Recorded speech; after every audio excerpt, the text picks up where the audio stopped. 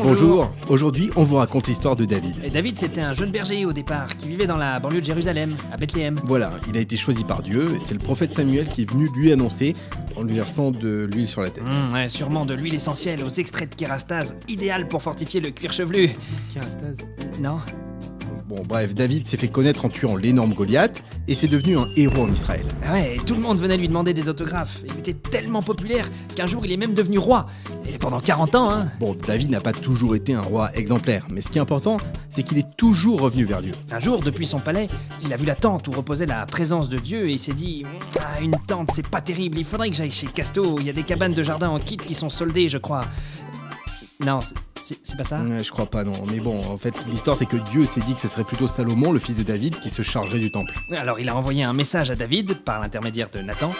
Pas les bouquins, hein, le prophète. Le message disait en fait que c'était Dieu qui allait construire une maison pour David. Et pas le genre cabane de chez Casto, une vraie maison, très belle.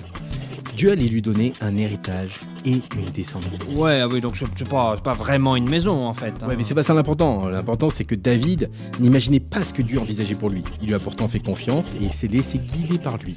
Et nous, est-ce que nous laissons Dieu voir grand dans notre vie?